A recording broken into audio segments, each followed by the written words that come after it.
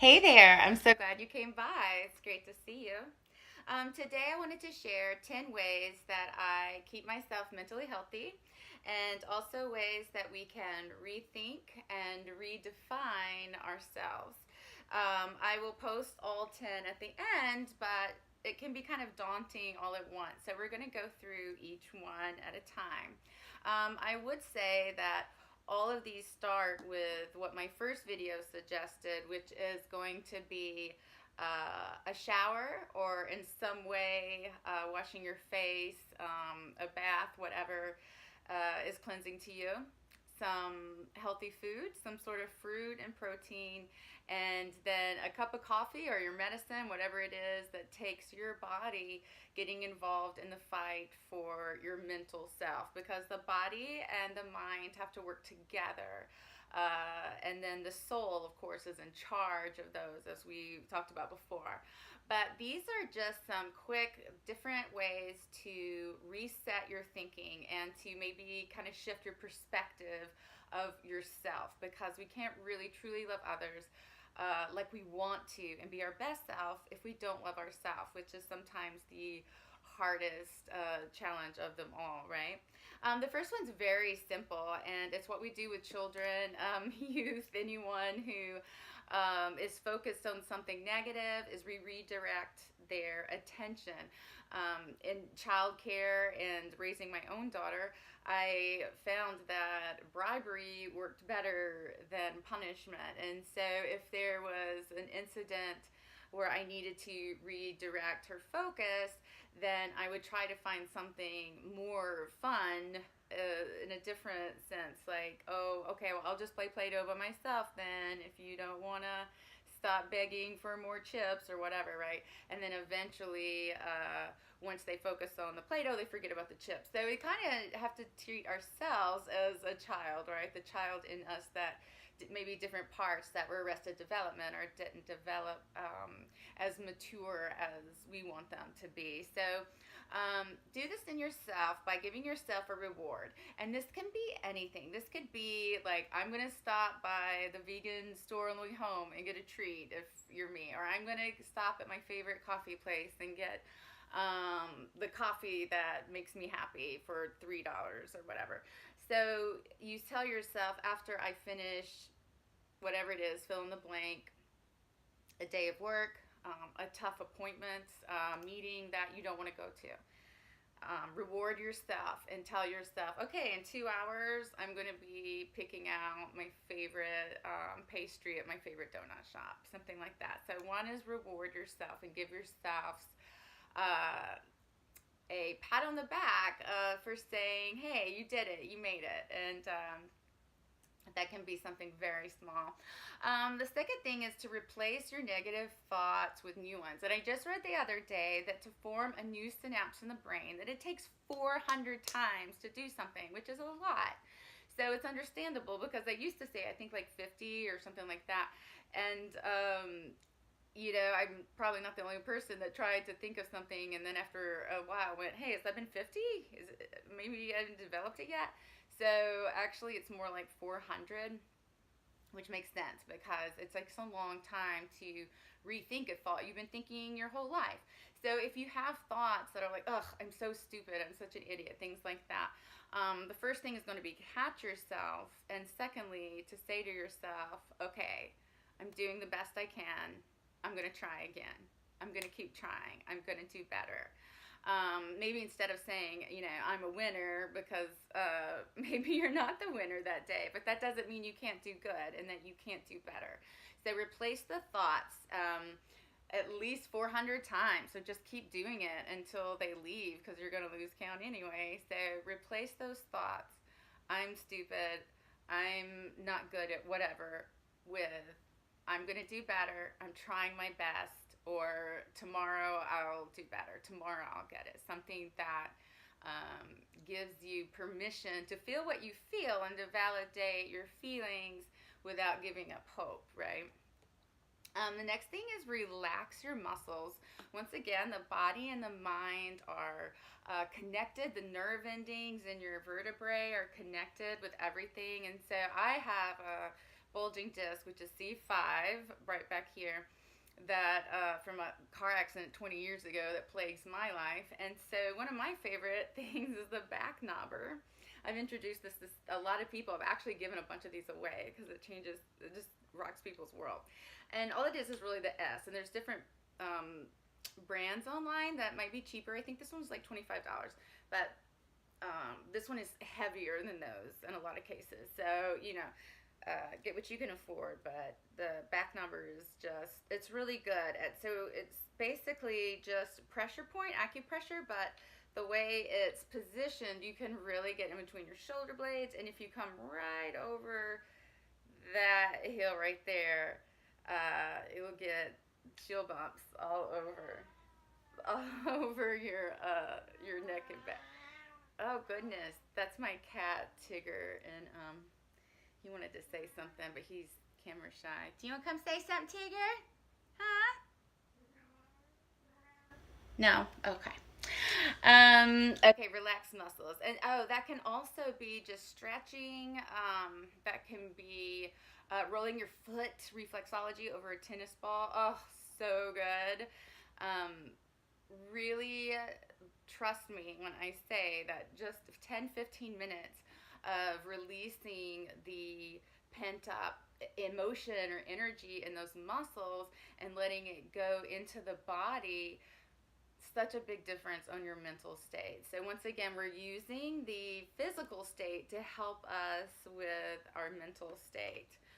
The next thing is to redirect your thought path. So I talked about this a little bit before, but sometimes you really have to break out of your bubble to do that. And so that might just be going outside for 20 minutes in a neighborhood, drive somewhere. If you don't like the neighborhood you're in, you have freedom to go to somewhere that is more secluded or by water or has woods, whatever speaks to you. On a deeper level, wherever you feel comfort, and just 20 minutes of getting outside of your bubble and smelling some flowers, watching birds. Birds are amazing, and I really didn't get the whole bird watcher thing when I was growing up. I was just kind of like, that's sad. But no, they're amazing, and bird watching is like not even an easy thing because there's so many different types, and but anyway, I digress. Yeah, go watch some birds, or feel the breeze, or look at the clouds, or lay on the grass. Sometimes you have to redirect yourself by getting out of your bubble, even if it's only 20 minutes. If you can do more than that, that's great. But sometimes just tell yourself, okay, 20 minutes. And if you want to stay longer, you can once you get outside, right? But sometimes if you break it off into little feasible parts, that might make it easier for you to get yourself outside. The next thing is remember things that you found joyful as a kid, whether this was games or music or books, and find those things and rediscover them, because sometimes that childhood joy just from memory association can pop back up, right? And so like we talk about with my friend here, we want to use different parts of the brain, and that childhood joys are a different part of the brain. So go back or just Google toys from the 80s, toys from the 70s, and remind yourself which ones gave you joy, and rediscover those. Go ahead and read that book again. Why not? You haven't read it, it's probably going to seem different after 20 years anyway, right? Receive a 20-second hug. If you don't have someone to hug, then certainly use your cat or your dog, or go see your best friend. But they say 20 seconds is the right amount of hugs to really produce some dopamine.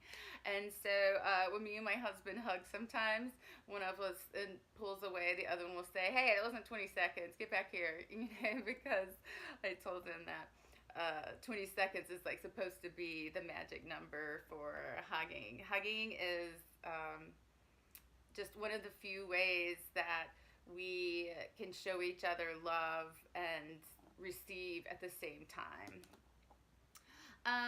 Recast your life. I can't really state this one enough. recast your life. If there's toxic relationships, go ahead and let those go. You don't have to even let it go in a hateful way. Just, I wish you the best and good luck with everything. And I'm going to try to learn a lesson from this relationship or the end of this relationship and wish them well. And then recast your life.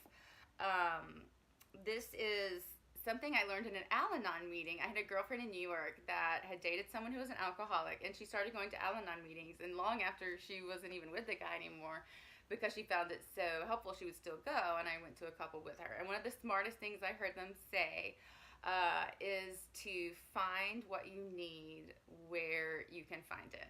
So if you had an absentee parent, then find friends that are attentive. Surround yourself with people who have maybe maternal or paternal qualities about them. If you had someone in your life that put you down, then find someone in your life that builds you up, right? Even though you couldn't get it now from that person, your first love or your parent or grandparent, whoever your guardian was, even though you can't go back and get that anymore, you can find it now.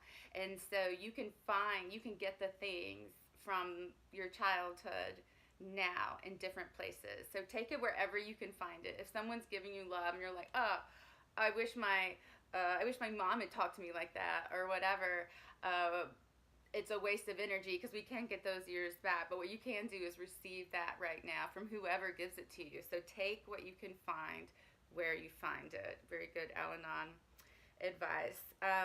Another really good way to refocus or hit the reset button is if you're feeling bad on yourself, which we all do, and you sit around and think, oh, remember that time, I was such an idiot and I hurt someone's feelings or something. Go ahead and remind yourself of times that maybe the other person, you go to apologize and they're like, what are you talking about? I didn't feel that way at all.